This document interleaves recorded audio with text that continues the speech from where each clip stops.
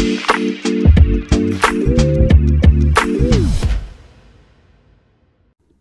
right, hello, and welcome back to another episode of the Chase Thomas Podcast, where I'm still the aforementioned Chase Thomas, coming to you live from Knoxville, Tennessee, up there in New York City.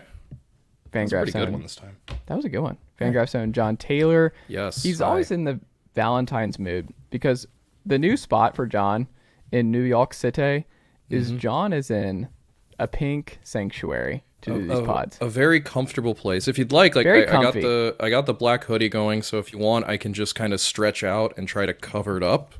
Like, there we go. I feel really bad for anyone who's throwing this on and their first immediate image is me going like full Buffalo Bill with the like oop, and I just ripped out my own headphone and doing this. We're off to a banger of a start right now. YouTube.com/Chase Thomas Podcast to see this, and I might have to capture that still of John just puffed out with making myself bigger so that predators stay away. You look like a what is the animal that does that? Is that a lizard? I feel like there are lots of animals that do that. Well, what's the one that's like face springs out? Isn't it some kind of lizard? You know what I'm talking about? Where it like puffs out that the body stays the same, like but like the horned lizard? Yeah, I think that's maybe what it is. Frills? Yes. That's what I know there's one that like weeps blood or something. Again, off to just a banger of a start right now. Hold on. There's nothing more just baseball than lizards weeping blood, John. Is it a baseball podcast if that's not what we head on to start things off? Not really, no. I mean, I know that anytime I listen to Effectively Wild or any of the Athletics MLB podcasts, you know, I'm always thinking to myself, when are they going to talk about the lizards that shoot blood from their eyes? Everyone's talking about it. People are talking. Mm-hmm. You're hearing it more and more, and we're going to be considering it very strongly. We are. Well, John, don't forget, folks, you can listen to John and I. We're on a different day this week, usually on Tuesday nights each week during the Major League Baseball season, but y'all are getting this on a Thursday morning, different setup this week, but great nonetheless, and MLB pods with John each week at this very time, so check that out for all the good Major League Baseball folks. If you are a first-time listener, look out for Major League Baseball Conversations on Wednesdays, generally speaking, but Thursday this week. But check that out. Find John on The Bad Place at J.A. Taylor, myself at Chase_Thomas. Email us if you have any Major League Baseball questions you'd like us to answer on the program, anything like that. You can email us, chasethomaspodcast@gmail.com. Like I mentioned at the top, email or YouTube. Yeah, we're on YouTube, Shorts, TikTok, all that kind of stuff, all at Chase Thomas Podcast. So like and subscribe, all that good stuff. And then, of course, if you're an Apple Podcast listener, Spotify, any of the big ones, leave us a rating and a review. Tell us what you like. John and I talking all things baseball. Anything positive. No negative feedback. We don't want negative. It. I don't want to hear your complaints and your problems, people. Like no. I don't care. No. Don't tell me bad things. Just do positive stuff. Yeah, we're here to positive show. This is a family podcast, except for all the times I swear. You're still one of my dad's favorite, John. And, well, that's good.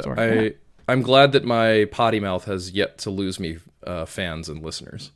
It's funny, my dad, like, I'll see him this weekend, and he, God bless him, but he like has like a ranking system in his head, and he'll like tell me who's the good ones, who's not, like who he's fans of. He'll just make sure to let me know who he likes and who he doesn't. Or this week he'll like even tell me not your best stuff, or just really great stuff. He's out there watching the tape, grinding, trying to keep you on the straight and narrow. I like it. Yeah, that's what being a good dad is, right? Just being brutally honest. It's about watching tape and grinding. Yes, that's what we love on this very program, John. Yes. MLB offseason grades. I want to start here real quick. So, we're done. The offseason's over. All the big signings are over. Spring training has begun. The photos from beats, the poorly focused, weirdly smeared lens. Shots of random dudes you can't identify working out in backfields in Florida and Arizona. Best time of the year, honestly, just to see Bob Nightingale tweeting stuff that is just badly blurred and you can't really tell what it is. I think my favorite was MLB invited all the reporters based out in Arizona, and I guess both Arizona and Florida. They did one in Arizona and then another one in Dunedin where the Blue Jays do spring training, to go over the rules, to show the new base versus the old base, because the new base is bigger. And I think the one I love most, because like every beat writer tweeted a photo of the base, because I guess they all felt obligated to. I enjoyed that Bob's first attempt was a photo of just the bigger base without the smaller one for any context. It was just, here's the new base, and if you didn't know any better, it is exactly. He never misses. He never ever misses. 10 out of 10, no notes. No notes on those tweets and those pics. No notes at all. Well, John, I want to do the big ones and the little ones. So I have a couple that I have outlined here. Okay. Start with the negative. Okay. There were a couple Fs and a couple Ds in this one. Okay. The obvious ones we don't have to hit on. Colorado Rockies, F. Yeah, I mean, that's the Rockies should have just a permanent F on their offseason until and unless something changes. So literally the worst grade. So shout out to them. Well, they did literally nothing this offseason. They signed Brent Suter, which is just Nolan Jones. It's so Jose cruel. Urena. It's so cruel to put Brent Suter on the Rockies. That dude throws 84 miles an hour. Like, making him pitch in Colorado is so cruel. Yeah, not great. Not great, Bob. The White Sox, F. That's very well deserved. The Reds, an F. Also, I mean, it feels weird to grade the Reds offseason because they're not trying actively right now. Although I will say, I feel F is a little strong. I would have gone with a D, but I think that's mostly because I actually like them adding Will Myers, because I think his bat should play really well in Cincinnati, and I think if nothing else, they should be able to get a decent return for him if they move him. But I mean, ultimately, the D is just the gentleman's F. So exactly. Really. I think I never got a D in school, but like if I had to, like a C or an F, I'm taking F. Or a D or an F, excuse me. I'm just failing, because then it's just like, hey, I failed, I messed up. But like a D is like. A D is kind of embarrassing. A D is like, an F at least is like, you just straight up failed. A D is like, you weren't even capable of failing. Yes. Like, you weren't good enough to get a better grade, but you also weren't dumb enough to fail completely. Like, yes. If you're going to get a D, you might as well just not show up for, like, if you feel it in your bones where it's like, I'm going to get a D on this thing, get up and like leave. A 54 in a class and you take the final because you're like, I might be able to salvage this too. Like, what are you doing? Just skip the final. You failed this semester. The one positive of a D is that, at least when I was in college, the pass-fail divider grade was a D. I remember because I was taking a class my freshman year that I both lost interest in part because it was a class on a 7th floor of a building that was more or less a walk-up. It had an elevator, but the elevator was old and tiny and slow, and so it could only hold like 4 or 5 people. So you're doing 7 flights of stairs. Yeah, so that very quickly became a problem for 19-year-old me. And on top of that, it was a subject matter. I think it was a philosophy class where I just lost interest very fast.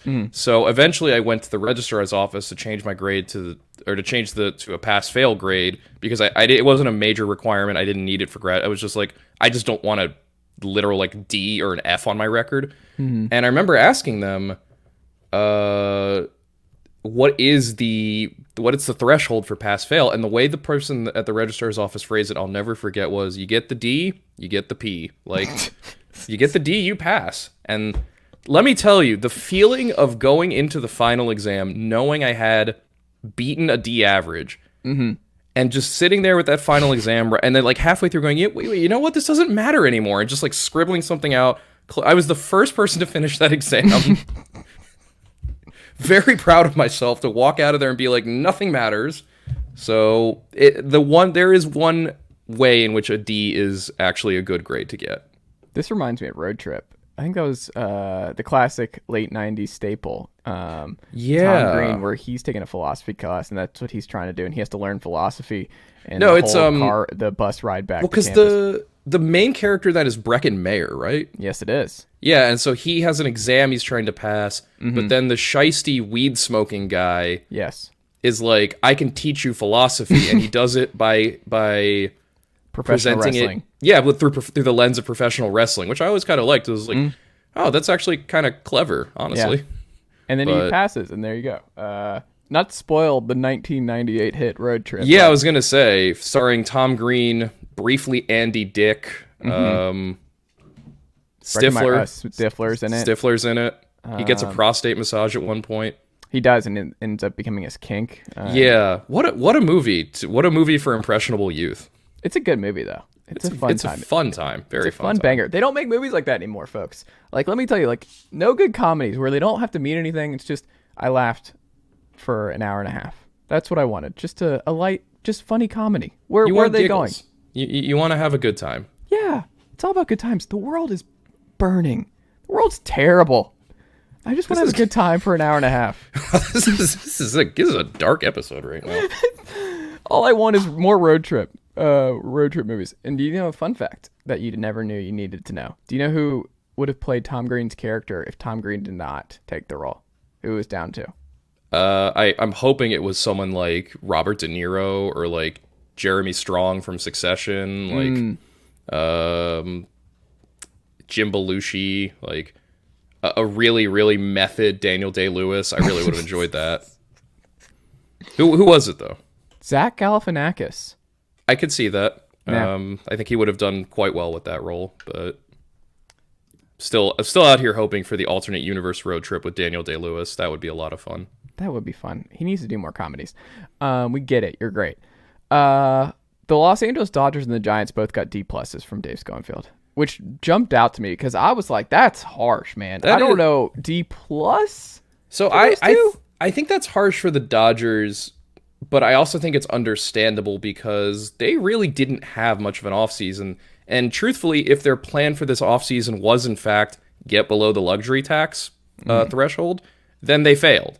And granted, they failed because Trevor Bauer's suspension got reduced and there wasn't really anything they could do about that. But at the same time, like, that's also why you don't make a plan of, well, if this exact thing holds exactly the way we need it to, everything will be fine. Like, I can understand that if you're, especially because LA, and we've talked about it, has that, that expectation of, well, this is a World Series contending team that's won the division like 19 straight years. Like, that's not a team you expect to spend an entire offseason going, like that. You just don't really see that. And for the Giants, I think also harsh. It's not their fault Aaron Judge prefers New York to San Francisco. Right. 2, it's not their fault that Carlos Correa's ankle apparently is just like chronically busted or something, but or as we'll see. But I think that's also fair when you consider that when you look at San Francisco's roster, what really stands out is, boy, does this team need like an elite 6+ WAR player in the lineup. And that would have been either Judge or Correa, either of whom would have been filling an immense position of need for that team going forward. So I think if you, again, it's not necessarily the Giants' fault that they couldn't close the deal with either of those guys, but it definitely does impact their roster. And I think, a Giants team with either Judge or Correa is right there in the NL West conversation. A Giants team without them, that's a wild card team probably. And that's obviously a huge, huge difference. Yeah, and we'll see. Like you said, this is one of the pitfalls of building through the middle, right? Like, this is one of the issues that you're going to run into, is just that, you eventually need to get the 6 WAR guy eventually to keep this thing sustainable. And the easiest way to do that is through free agency. Yeah. It's really hard to develop that guy, especially because there's no, you can't predict that timetable of how long is it going to, whereas when a guy like Aaron Judge comes on the market, it's like, oh yeah, just here's money. Yeah. Again, the Giants won't be drafting high enough to get those kind of in, because you're winning enough games that you're not going to get one of those top 3, top 5. And trying to build an MLB team through the draft is just really brutally difficult. Yeah. This isn't the NBA, obviously. It's not even the NFL, where it's you land the franchise quarterback and you can kind of just, build off of that. With baseball, it's that just does not really happen. You see, I'm granted, I think it, you gotta, if you're a Nationals team that manages to land Steven Strasburg and Bryce Harper back to back, or if you're an Orioles team that lands the best catching prospect since Joe Mauer, that's one thing. But yeah, I can understand that. Like you said, they're harsh, but I can also understand why both teams end up with those grades, because it really was ultimately an offseason that I think both fan bases look at and go, well, that wasn't exactly great, was it? Right. One final big one that I thought was interesting. So the 2 New York teams obviously get A's. Okay, Yankees keep Judge. They sign Rodon. They re-sign Rizzo. They did what they needed to do by and large. 100%. And the Mets, even without Correa, it's odd. He was a cherry on that Sunday. Right. A Sunday is still perfectly fine without a cherry. But 100%. Yeah, if they had signed Correa, that's an A+. As it currently is, yeah, it's an A. It's an A. A- though for the Phillies. Trey Turner. I get that. Taijuan Walker. Craig Kimbrell. I think they did everything they needed to do this offseason. I think if you worry about one thing, it's Walker and Kimbrell are not exactly guys I think you feel confident in for a full season. Walker because of health issues, and I think overall because his ceiling I think he has a top of the rotation ceiling, but I think he is an inconsistent enough pitcher that what you end up with is something closer to a number 3 or 4 guy. But on the other hand, Philly could use that. Like, they have a very, very good top 2 in Nola and Zach Wheeler. We saw what Ranger Suarez did for them during the postseason last year. That was obviously huge. We've seen, that they have, in particular, Andrew Painter, Griff McGarry, Mick Abel down in their farm system, really good pitching prospects coming up their way. I think they really needed that one kind of middle of the rotation guy who could just, basically gobble up innings at a better than league average rate. And if he's healthy, that's what Taijuan Walker is. I think there's just a little bit of sticker shock with his price. Similarly with Kimbrel, I think you're betting and banking on him basically traveling backwards in time. But on the other hand, and similarly with Soto, is he's a guy where I think the numbers and the peripherals don't ever really line up. But at the same time, that's pretty much what Jose Alvarado was when the Phillies got him. And look what they've managed to do in turning him into a very, very good reliever for them. So I think, I'm sorry. It is Jose Alvarado. I was thinking of Diego Castillo also, but he's over on the Mariners. I'm getting my ex-Rays relievers mixed up. There are a lot and then on top of that, I think Turner was the guy they had to sign, much like New York had to bring Judge back, much like the Mets had to bring back Diaz and had to add a pitcher in Verlander once they lost DeGrom. I think, shortstop has been such a bad hole for the Phillies since Jimmy Rollins left. He makes that lineup longer. He makes it deeper. He gives them an immediate run-scoring threat at the top of the lineup, a real big speed threat that team has not really had in quite some time. I think that was maybe my favorite signing of the offseason, just in terms of overall fit. I think Turner is just a really, really good player. So, yeah, I think Philly had a good offseason overall. If anything, I'm trying to think what they could have used on top of that. And maybe it's something where instead of signing Walker, if they had managed to lure Verlander there or something. Yeah. Or if they had managed to lure Edwin Diaz away from the Mets. I think then you're really talking about the Phillies as being serious NL East contenders. But as is, I think they had a very good offseason where they did what they needed to do. The top of the AL East is going to be a bloodbath. 100%, yeah. Folks, John, you know this. Here's a good trivia question. How many times has Alex Anthopoulos not won the NL East? Has he not won it? No, he won it last year, that's for sure. Mm-hmm. But the Braves were a wild card team when they won the World Series. Nope. Did they win the division that year? They did win the division. With 89 wins? How bad was the NL East that year? It wasn't great. Yep. I for some reason had convinced myself that I'm probably just conflating it with the Phillies being a wild card team last year. Yeah, they did make it. 0 times, John. 0 times. Okay. Just saying that. I'm just saying. When everyone's the A plus Phillies and Mets. Let's see it, John. Let's just see it. Look, it's going to be a very fun division this year. I think it's going to be a very, very fun division. Also glad that Dansby didn't end up in New York or Philadelphia. He gets to go be semi-relevant in Chicago. That's fine. Yeah. What's not fine? Frankie Montas looks like he's gone for the year. Jon Tayler. How big of a blow is this for the Yankees? So on the surface, I think it's survivable because, with Montas down, they do have a ready-made replacement in Domingo Germán. Obviously, good, healthy Montas is a big step up from Domingo Germán, who is pretty much a league average pitcher at this point in time. Domingo Germán is 30 years old. I would not have guessed he's already that old. He's older than Luis Severino, which is kind of weird to think. He's actually older than Carlos Rodon. Huh. That's a weird one. Wait, how old is Severino now? 29. Okay. But I think if you're the Yankees, there are two things to start to worry. One is that the rest of that rotation, with the exception of Cole, is not really the picture of perfect health. Mm-hmm. You've already got Nestor Cortez starting the year off slow because of a hamstring strain that's going to keep him out for the first 2 weeks of spring training and knocked him off the Team USA WBC roster, which is a bummer. Severino obviously coming back from Tommy John surgery, and while he's looked fine, he's also someone who's battled arm issues on and off throughout his career. Germán similarly, and obviously a guy who, based on the DV suspension he got, I don't know how good if you're the Yankees, you feel about him keeping out of trouble. And then Rodon, another guy who has battled arm issues throughout his career.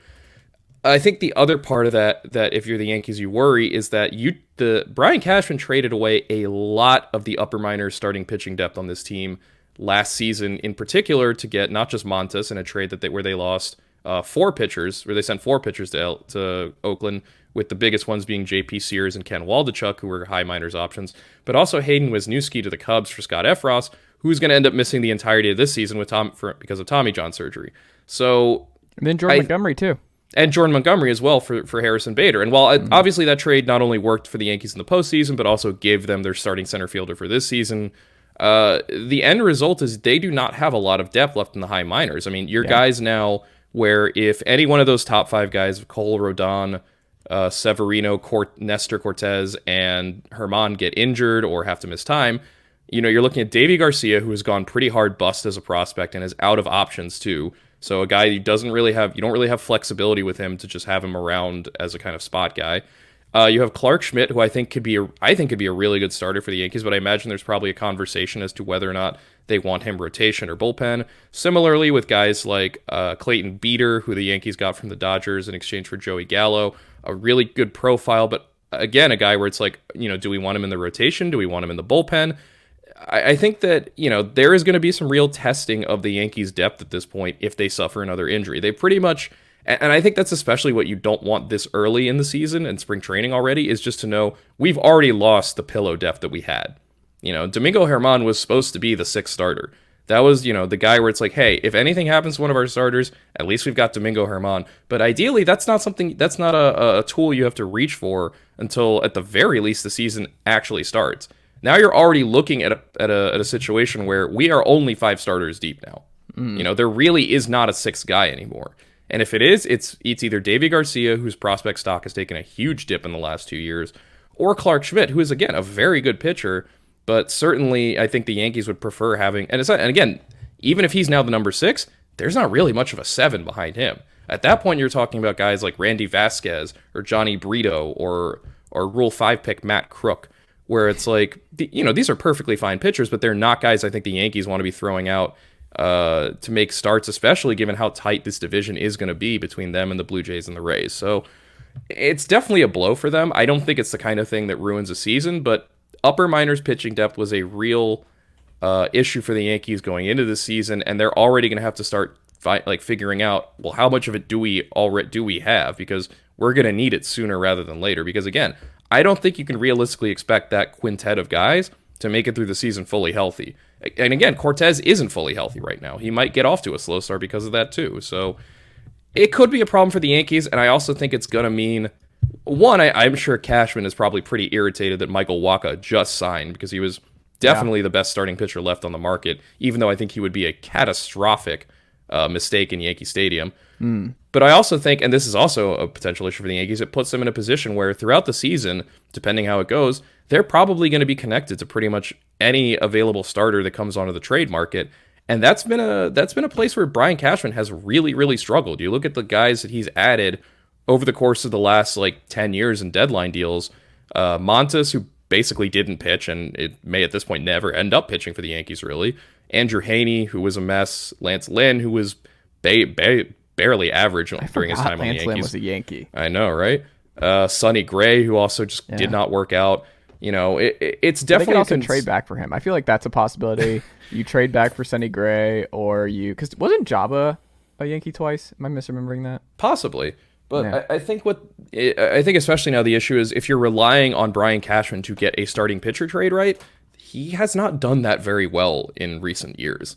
And so I think that's also a worry for the Yankees is, look, our deadline deals last year really did not work. They really did not pan out. Between Montas, Benintendi, Effross, none of these guys really contribute. I think you could argue that Lou Trevino is probably the most impactful deadline addition the Yankees made, which is not presumably what they had in mind. And now they're in a position where they might have to do this again this summer. And so... Is Cashman already texting Kim Ng? He's like, all right, Johnny Cueto now? Johnny Cueto... Well, again, I imagine Cashman... Y'all aren't winning the NL East. You know that you're, Kim, I appreciate you. You always have a job here in New York. I don't think you're going to be employed by the Miami Marlins this time next year. Just Kim, do us a solid. Yes. But yeah, I think especially, too, it's got to be frustrating for Montas' injury to be timed now because, again, if this had happened 6 weeks earlier, maybe the Yankees are making a move for Pablo Lopez, or whoever else it happens to be. So they'll still be fine. Like, the sky's not falling. The Yankees do this for whatever reason. Like, I feel like we get nervous about their rotation every year. It's like, this doesn't feel deep. It feels very injury prone. And then you're like, oh, the offense is just going to win so many games. Like, and that's the thing. Like, this is Montas is a good pitcher, but he's like this is a very, very different conversation if we're talking about Garrett Cole or Carlos Rodon's shoulder. Garrett Cole, there's the emergency. Like, oh, this is bad. Yeah, losing Garrett Cole is one of those, like, that is significantly bad. Like, for you missed a postseason bad. Yeah, Montas is one of those things where it's like you can survive it, but it's an early test of depth for a chunk of the Yankees roster that doesn't really have that much depth left after the trades that they made last year. Can we there needs to be a name for the sixth starter. Is it the Huáscar Ynoa spot? Can we call it that? Just sure. The all-time great. Like, you'd never feel great about him in the five, but you're like, you want him as your sixth. There's no one better than Huáscar Ynoa. I mean, I think if you ask Yankees fans, that's how they feel about Domingo Germán, which is, that's not a guy we really want to count on every fifth day. Yeah. But he's also a better option to fill in for starts than pretty much anyone else we can dig up out of anywhere. Like, again, like, would you rather have, if you're the Yankees, would you rather have Domingo Germán or Michael Wacha? I think you'd rather have Domingo Germán, and I don't think it's really all that close either. John. Yes. New rules coming in. You mentioned the new bases, a little bit bigger. They're bigger now. They're a little bit bigger. Yeah, it's just bigger. Like when you saw the individual, you're like, whoa, and then you see it side by side, and you're like, okay, this is not. It's not that big, but yeah, it's a little bigger, yeah. But of all the new rules coming in, pitch clock, the new bases, the runner on second staying permanently in extra the zombie innings. runner remains. The zombie runner remains. Wasn't that Dan Dombrowski who coined that one? I believe Dan is the one who owns the internet. What's it called? The internet copyright on that. Yeah. Of the new rules that are going to affect this year, two different questions for you. Okay. First one, what is your personal favorite? And two, what do you anticipate fans complaining about the most of all the new rules? So I don't know if favorite. I like that the pickoff that they're going to be just fewer pickoffs now. Not necessarily because I think pickoffs are a bad thing, but because I think it's going to drive pitchers like Max Scherzer completely insane. Like, I've also said, like, the pitch clock is going to drive Max Scherzer completely insane. Like, I just love the idea. Like, imagine Madison Bumgarner the first time he gets an automatic ball because of the pitch clock. He might actually explode. He might just you might just see a puff on the mound, and all that's left is like a tattered Diamondbacks uniform and some like hay. Like, I think the pitch clock will ultimately be good. I think it will have. I think of all the rules that MLB has introduced when it comes to pace of play and shortening the game, because that is, for whatever reason, Rob Manfred's all-time fixation. I think the pitch clock is the one that is most likely to accomplish that goal, and as such, probably the one that we're going to look back on and go, oh, this was actually a good thing. Yeah. Like, I think there, for a lot of people, they're going to be like, why did this take so long to show up in the first place? You know, because, what I appreciate about the pitch clock is that it is addressing the biggest issue when it comes to pace of play and time of game, which is the interminable amount of dawdling between pitches, both on the pitcher's part and the batter's part. And what I find really interesting about it is going to be seeing the knock-on effects of that, not just like, oh, the automatic ball or the automatic strike if you don't get, back on the mound or back in the box or in a set amount of time, but the idea too that like pitchers are taking this time in between pitches because of the hyper velocity they're throwing at, because of the need to ramp up, because of the need to, like, every pitch is like maximum effort, or maybe not maximum effort, but when you're throwing 95 on the regular, you need a little bit of time for your body to recover and rest and then do it all over again. So I'll be really interested to see how this does affect pitchers with regards to mechanics, with regards to velocity, with regards to just the simple act of pitching. And I think in a similar vein, and this isn't going to be a new rule necessarily, but a new enforcement of what MLB deems to be illegal pitching motions. And I think the one that they highlighted, well, there are two that got highlighted in particular. One was this little kind of toe tap thing Kevin Gausman does. They're going to say, nope, you cannot do that. The big one, I think, is the Astros' Luis Garcia and his rock the baby motion. That is now a fully illegal motion. So I'm going to be really interested to see, because this isn't going to affect every pitcher. I think there are many, many pitchers whose motions are completely by the book, who will never have any issue with this new balk rule, or the new enforcement of the balk rule. But for guys like Garcia or for Gausman, where their motions are, these guys aren't doing this in their motion because they just want to be funny or whatever. They're doing it because, Garcia said, like, I do that in my motion because it makes it more easily repeatable. which is 10th is very important for him to be able to throw strikes and be an effective pitcher. So when you're losing, that ability to just reset your body at the pace you want, when you're losing the ability to, have a delivery that makes sense for you if baseball is now deemed it but you're coming off the mound which I also think the balk rule is probably one of the least well understood rules in baseball in terms of like the individual person's ability to spot it and say that's a balk, that's not a balk. So I'm also looking forward to that particular bit of objection.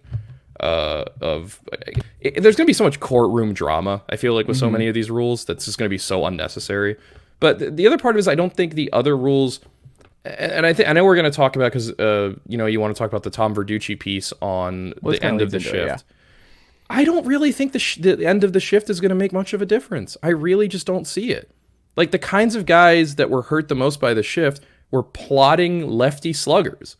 Yeah. And like those guys are just going to try to hit the ball into the seats anyway. Like taking away the shift is not suddenly going to turn Carlos Santana into a 350 hitter, which I also find funny too that, and apologies if I'm just jumping way ahead on this, but like, no, it blends. The Verducci piece blends with it because he wrote about extensively at SI about basically the death of the left-handed hitter since the shift in the last couple of years. I think is only the case if you look purely at batting average, which I want to say, I know batting average is important. I know it is a stat that people hang on to. It's still a forward-facing stat in baseball. Like, it matters. But, like, here's something I want to know. Here are the weighted on-base averages for certain left-handed hitters who face and I'm just going to tell you the weighted on-base average and the percentage of shifts these left-handed batters face. Kyle Tucker saw a shift 91% of the time last year. His weighted on-base average was 336. Kyle Schwarber saw a shift 90.5% of the time. His weighted on-base average was 365. Matt Carpenter saw a shift 89.5% of the time. His weighted on-base average was 468 against the shift. Max Muncy, 89% of the time, a 331 WOBA. Shohei Ohtani, and I want to point out Ohtani specifically because Verducci mentions him as someone who's been adversely affected by the shift. And can we only imagine what Shohei Ohtani will be without the shift? Shohei Ohtani faced a shift 88% of the time last year, and he still had a 365 weighted on base average. The shift is not killing these guys. If you're a good hitter, you're just going to hit over the shift. Yordan Alvarez faced a shift 88% of the time. His weighted on base average was 435. Getting rid of the shift is not going to change anything for those guys. They were good hitters before the shift. They were good hitters with the shift. They will be good hitters after the shift. Maybe it's going to do more for guys like, Rougned Odor is not on a team right now, but for a guy like Aaron Hicks maybe, or Will Benson, or Joey Gallo strikes out too much. But that's also kind of the thing. It's like the guys who are struggling, it's not because of the shift. The shift is just one piece of why they are struggling. Like the shift didn't ruin Joey Gallo as a hitter. The fact that he strikes out 35% of the time is Joey Gallo's big problem as a hitter. The shift swallowing up a few like lazy ground balls, that's not really okay. Let's say 5 of those lazy ground balls that would have been hits last year now become hits. What is that in terms of a batting average jump? 3 points over the course of a season? 4 points? Look, I think there's some changes the approach of the plate for a lot of these guys though. No, because I don't think a lot of these guys changed their approach in the first place. I think there were hitters who were good enough to be like, well, if there's a shift in front of me, whatever, I'm just going to hit a ball over it because that's how you beat a shift. And the guys who weren't good enough to beat a shift, I don't really think that getting rid of it that's not going to solve all their problems. Again, like I don't think that if you could not adjust to the shift, I can see how it obviously hurt you as a hitter. But I don't think it hurt you so significantly that getting rid of it is going to rehabilitate you or revitalize you as a hitter. It feels those like guys they really want to get more balls in play, right? Like that's the goal here. Is I think ultimately, which I think is understandable and fair because this game has veered very sharply in the direction of strikeouts, walks, and home runs. We are very much it is very much a 3 true outcome sport. And I can understand the league being like, a game where you go 25 minutes in between anything but a strikeout or a walk happening, not the most entertaining product for the fan in the stands or watching on TV. But at the same time, again, like I don't really think adding a few, and I will say, I think there is a certain aesthetic appeal to a ball that is hit really hard right up the middle being a base hit. For like 100 years of baseball, that was just a kind of cardinal like belief that you could hold was like if when you see a guy hit his ball square on the seams right up the middle, your brain immediately goes, oh, that's a hit. And I think it'll be good to get that back. But I think that slaps, John. Bring back the sharp liners up the middle. They're great. And those are an aesthetically valuable part of baseball because that is a quintessential clinical hit baseball. 9,000 of those in his career.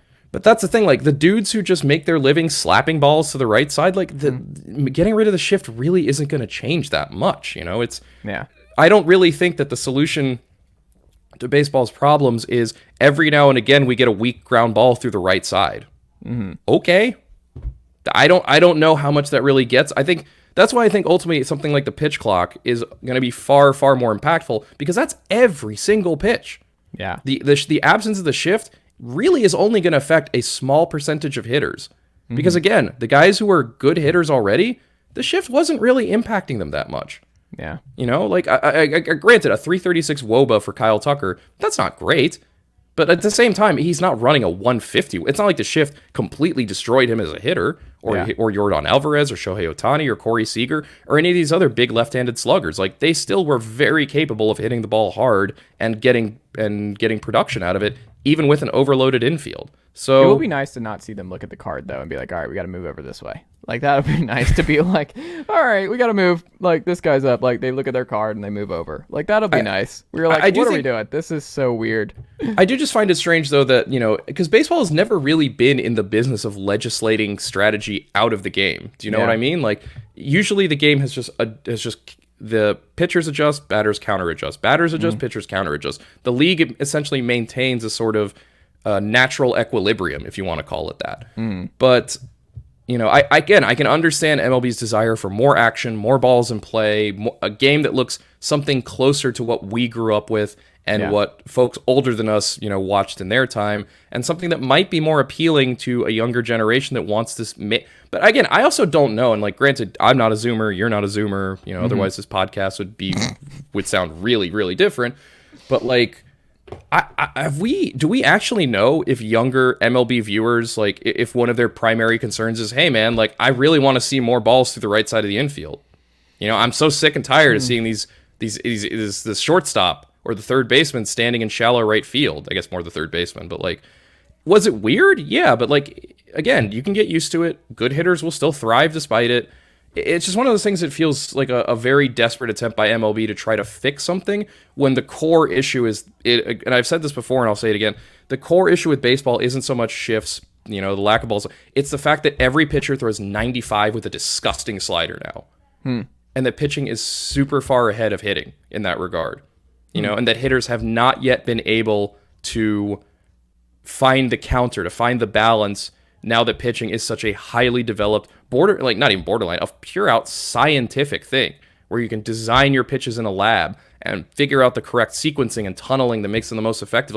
That is so hard to combat if you're a hitter. And the shift hurts you in that regard. It's already so hard to get a hit. Having the shift there is oh, come on, man. But again, I don't think that the game fundamentally changes in terms of how it's played until and unless you address the fact that pitching is hyper dominant right now. And that's not a shift thing. Again, that is everyone throws a super powerful fastball that they know how to execute perfectly at the top of the strike zone with absolutely disgusting secondaries on top of it. This is the best pitching that baseball has ever seen. These pitchers now are the best who have ever been in the game. And which is great. I love watching great pitching, but it does mean you're going to get a game a la the late 1960s that is just less offensively focused. And I don't necessarily know that banning the shift gets rid of that. I do think the pitch clock will probably have more of an impact on that than the shift because it is going to do stuff like force pitchers to put more in reserve. And that also may mean that we get starters who, since they're not trying to empty the tank in 4 or 5 innings, they know they have to keep something in reserve because they don't have as much time to, collect themselves, take a breath, get their energy back. Maybe it's going to mean, hey, all right, I'm executing at 85% effort, but that means maybe I get an extra 3 outs out of it. Maybe we get starters going into the 6th inning again, which is also would be a big help toward getting offense levels back up, because part of the problem with pitching isn't just that starters are really good, it's that relievers are borderline unhittable right now. Yeah. And if you're an MLB hitter, you're seeing the bullpen every single night. You're seeing nothing but dudes who throw ungodly stuff every single night who are just impossible to hit off of. Anything, I think, that reorients baseball toward a place where pitchers just cannot go max effort anymore and where starters just by default have to be in the game longer. And I think the other rule that comes into play here, to legislate, like, no matter how much you're getting pelted, like, insert Orioles pitcher name here, you have to make it through the sixth inning. Like, and you're not allowed to leave. Which I think the other new rule that plays into that here is banning position players pitching unless a certain runs threshold has been met or you're in extra innings. Which, again, weird. It's just kind of weird to think that, like, you have to legislate things out of the game. Similarly with the zombie runner in extra innings, that you're just not going to let a game go until its natural conclusion. You're just going to force it to end, essentially.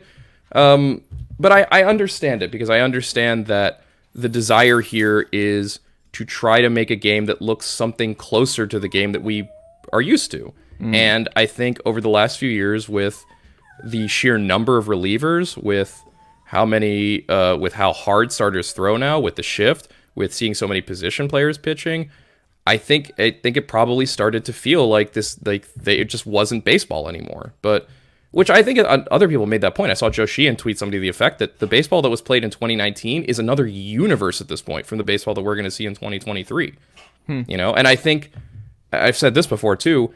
What kind of worries me about MLB's like fixation on rules to change the game to make it look the way we want to change it, you can't control or guarantee that the rule is going to do what you think it's going to do. You know, there are always unintended consequences and side effects to this kind of stuff. And I worry that baseball has not put enough thought or effort into, well, what is the game going to look like if we do this stuff? Instead of just being like, well, no, let's just make it shorter. People clearly don't want to watch 3 hours of baseball, which I would argue plenty of people want to watch more than 3 hours of baseball. I like watching more than 3 hours of baseball, but you know, I'm sure if we managed to get Rob Manfred on this podcast, and I know he's just dying to jump on the phone with us, you know, he would say something to the effect of, oh, kids nowadays with their TikToks and their Snapchats and their Be Real and their whatever else the kids are using, like, they don't have the attention span, so we got to make sure the game is dynamic and fun. And it's like, yeah, but what does that do to the baseball itself? What does that do to the actual sport? When you keep monkeying around with how juiced the ball is, you know, whether or not it's going to be a home run ball or a dead ball this year, like, you're not taking into full consideration all the ramifications of this stuff. You're messing around with the game to try to get one intended end result, not realizing that you can't guarantee that intended end result. There's no way to do that. And so I'm really, really curious to see how this is all going to work out for MLB now that the floodgates are essentially open for, we're going to make this rule change and this rule change and this rule change. You know, and especially because we're the pitch clock one, all the others, like, the players were on board with. The pitch clock was one they were very clearly not on board with, and it didn't matter because they didn't have the votes in the MLB joint committee to get it to get that not passed. You know, so I think that's also going to be interesting to see going forward too. Is how many of these rules actually benefit the guys on the field? You know, what is the impact on them going to be? All of which is one big TBD right now.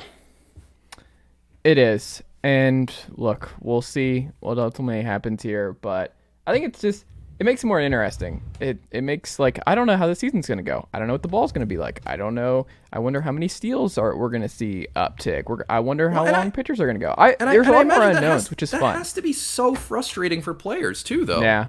Not to know, like, going into a season, is the ball going to be normal or not? What's it going to be like with the pitch clock? You know, how are these bigger bases going to impact stuff? Yeah. Like, they are obviously all going to have impacts, but to have no real idea of what the sport's going to look like with all these changes is a little bit concerning to me, to say the least. For sure. John, last thing here. Mr. Peralta signed with the Dodgers to wrap up their outfield depth. Yeah, I was going to say, to put the cherry on top of their D-plus Sunday. We had to end with it, man, because it's like right before the start of the spring training and everything else, they just signed Peralta, who became like a kind of a fan favorite in Arizona the last few years and kind of resurrected a career. Seems like a good baseball guy. Like, he grinded. He was a pitcher originally. Wonderful story. An indie league guy. He was like working at McDonald's before, like, while he was playing indie league baseball. Yeah. You never would have assumed that guy would turn into a major league player. He's an awesome story. Just a long-term bet, not even just a major league player, like staying power, like in his 30s. Like, that dude is going to be 36 this year. It's really wild to think about. And he's a pitcher. He debuted in Major League Baseball as a pitcher and is now very much not a pitcher. a solid player, but it looks like he's going to be at least platooning at one of the spots. Like center field, probably not. It's probably going to be Chris Taylor, right? Like we're assuming I would Taylor. assume that center field is Trace Thompson because I think I think Chris Taylor is going to be a guy that they're going to have to plug in all over the place. I think he's going to be a guy that they're going to need to put at second sometimes, maybe at shortstop, maybe in left field, maybe in right field, maybe in center. It's just going to depend on what the Dodgers' given kind of lineup is. What kind of concerns me about the Dodgers is, and again, we've talked about this, but obviously Peralta does not meaningfully change the calculus for them. That's not a guy who moves the needle in any real way. But I'm just looking at the back half of this lineup right now. So it starts great. Mookie Betts, Freddie Freeman, Will Smith, Max Muncy. Fantastic, wonderful, no notes, no comments, perfect top four. Then things start getting a little hairy, because then you got JD Martinez. And that dude looked powerfully washed last year, to use a Zoomer term. Then you get Gavin Lux, where I think we all pretty much agree that Lux has the potential and the tools to be a great hitter, but it hasn't really happened on a regular basis. And at the same time, they're trying him at a position that we're not really sure he can play, or at least that he can play long term. Then it's followed up by Trace Thompson, David Peralta, who will presumably be starting regularly against righties, and Miguel Vargas right now at second base. And I don't know. This is the feeling that just the Dodgers offseason has been. It's just like they are trying to fit so many weirdly shaped pieces into a roster that doesn't really seem to work, even with like Peralta, I think solves a problem in that the Dodgers did not have a viable left-handed outfielder on their bench to act as a counterweight to Trace Thompson and Chris Taylor and Mookie Betts. Although I don't think they're ever going to be platooning Mookie Betts, especially But at the very least, they did Galaxy Brain stuff. Before it would be awesome. But before signing David Peralta, their backup left-handed hitting outfielder was Jason Hayward. That's not a position you want to put yourself in if you're the Dodgers. Is relying on Hayward to be taking at least, to me, starting at least 4 or 5 games a week. I mean, assuming that you do not want. Last year, I thought he was going to retire. But that's the thing. It's like you're banking so much. Like Peralta's a guy who looked finished when he was on the Rays. There did not look like there was anything really left in the tank at that point. And I can understand midseason trades are complicated. It's not always easy to make that transition. But at the same time, like they're relying on a lot of guys right now who just do not look like viable major league contributors, or who look like. Side, though, what if Thompson's actually what he was last year? What if that'd be great? But that dude ran like a 33% strikeout rate last year. Yeah. That's really hard to do, is to be a productive major league hitter when you're striking out that much. Yeah, like WRC plus is like 130, right? Like he was a sneaky high. But then you look at his 2023 projections on our site, and he's running a 216 batting average with a 297 OBP. That's absolutely brutal. Like, granted, that's with a 430 slugging percentage, and that probably adds up to league average offense. But that's the ceiling, or maybe not the ceiling, but that's 30 homers. We've got him projected for 17. Oh, 17. Over on Fangraphs. That's the thing. Like, even like, and I don't know what percentile projection that is, but like, that's not the floor for Trace Thompson. The floor for Trace Thompson is like getting released in June after hitting 180 for 3 months.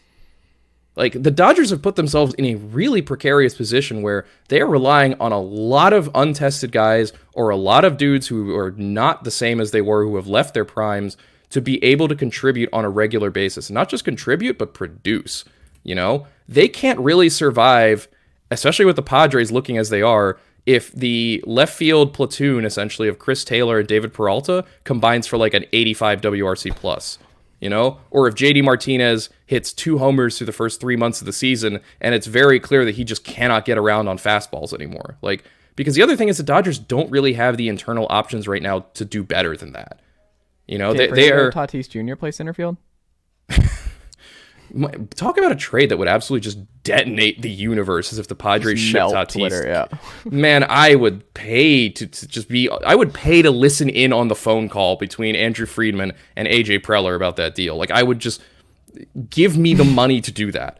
But really, I mean, you're talking about like their minor league reinforcements are guys like Michael Busch, who's one of their more highly rated prospects, but again, is he's a minor leaguer. He has not made it to the major leagues yet. And that's, or guys like James Outman and Andy Pajes, where it's like, yeah, I think those guys can be valuable part-time contributors, but I don't think those are guys you really feel comfortable about going like, that's our next option if the guys we already have don't work. Because it's similarly with the Yankees and their rotation depth after losing Montas, there's just not a whole lot left after that. Which is why I think, again, like when we talked about last week with Brian Reynolds, or 2 weeks ago, I can't remember now, that I think that he is just the most likely target for the Dodgers because they really just need an outfielder they can plug in and say, 155 games out of you. We don't have to think twice about this. You need someone that you know. No one knows. Like, it just has to be a solid, it has to be someone reliable, I think. And I think that's the problem with this approach is, Trace Thompson, David Peralta, like Miguel Vargas, these are not reliable guys. Yeah. Those are guys where if the rest of the lineup is super deep, you don't really worry too much. Or if those are your bench bats, great. That's what a bench is supposed to be. Like, the bench right now is Jason Hayward and Miguel Rojas. Yeah. That's really bad. Like, this Dodgers team, I think it's going to surprise people that this Dodgers team is probably going to struggle to score runs relative to what we're used to them, or what we're used to seeing from them, rather.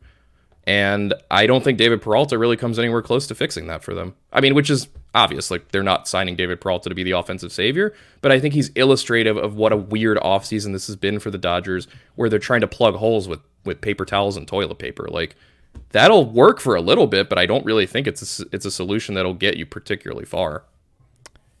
I can't wait to see what the NL West does. I think it has the potential with the top three, and then Arizona being the wild card team here, where they could have the just perfect year and really put pressure on the big three. I don't know. I'm very curious to see what the NL West looks like a couple months into the year, because I think it might be chaos. I think it might be. I am too, and I think it's going to be really interesting to see how because especially too, I think if the Padres get off to a hot start, the pressure is going to be on LA immediately to keep pace. Because John. Yeah. Because the NL Central, they don't have the best team. No, they don't. Could you make the case that the top three teams going in the NL are all in the NL East? No, because I think the Padres are probably better than the Phillies. Okay. But I mean, they did just beat them. They did, but I think that the Phillies roster. I mean, I think they're both very good. But teams, it's a conversation, right? Isn't it weird that we look at the NL West as this juggernaut, like the top? Like, we've just been so afraid of the Dodgers and the Padres the last couple of years, and it's like, wait a second, the NL East might have the three best teams in the conference. I think if you were to expand it to who are the top 5 teams in the NL, I think it's no question that 3 of them are in the NL East and the other 2 are in the NL West. Yeah. Isn't that great? And NL Central is going to host a playoff series. Like, they're going to skip the look. We have to go through with our annual St. Louis Cardinals Memorial first round playoff series, where they get knocked out after doing absolute fuck all. That's baseball tradition. Look. Is it a postseason if the Cardinals aren't randomly there? Yeah. The answer is no. I don't even remember the last postseason the Cardinals weren't involved in. Apologies to Will Leach. It is their birthright by God to be in the postseason. Best fans in baseball, man. Best fans in baseball. Jon Tayler, what can the good folks check out from you and the team over at Fangraphs.com this week? So, as I've mentioned a few times before, we're getting ready for Prospect Week, which is coming up next week. Our top 100 plus all kinds of cool extra prospect stuff and college baseball stuff. For now, not buy it yourself. Content yourself with a 2023 draft board update coming from Eric Longenhagen later this week, where he looks at the top of his big board to get a sense of who's in play for the number 1 pick. Hold on. I have a question here about this then. If this is about Tennessee baseball, I swear to God. It's about Tennessee baseball, John. Okay. It comes back this week. They start on Friday. They play Arizona. A real baseball game. Chase Dillinder's. Can you get? Is he number 1? I don't know. I haven't seen the draft board update. Okay. I mean, probably. I'm guessing. Cool. Well, just use your influence, John. Okay. I will be sure to tell Eric. Hey, listen, this guy you don't know, but who cares very much about Tennessee baseball. The other big thing coming this week is we are going to unveil our 2023, or the first batch of our 2023 playoff odds.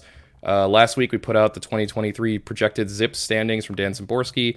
Now we're going to go to the numbers that you all love to watch with far too much interest every single day during the season to see the playoff odds. Those will be out, I believe, Thursday morning, so right around the same time that we do, or that this comes out. So if you see your team's playoff odds and don't like them, I wholeheartedly encourage you to direct message Jay Jaffe on Twitter and let him know specifically. Jay loves it when you complain about stuff to him. So that's something I think you should people should be on the lookout for.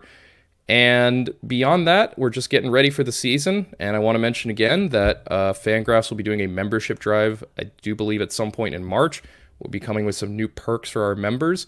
So there's never been a better time to sign up, except for whenever it is that happens, which, hey, you'll hear it from me first. But either way, come on over to Fangraphs, get yourself a membership, $5 a month, $60 a year for ad-free browsing, plus new perks coming soon. Before I clock out too, I also want to say, Sports Illustrated once again dropping the axe on a bunch of people for what feels like the umpteenth time in the last few years. A lot of people I know personally, I'm fond of, care about, lost their jobs today. It's really hard to watch it happen over and over again, especially with a place like SI that has meant so much to so many people and that just seems to be committed now to doing the absolute bare minimum in so many ways. So I just wanted to, give a shout out to those people who were laid off and to, I hope they all land on their feet because this industry is such a hard, difficult place. And, they all deserve better than what they got from SI, the same way that everyone who's been laid off from there has deserved better. And keep your heads up.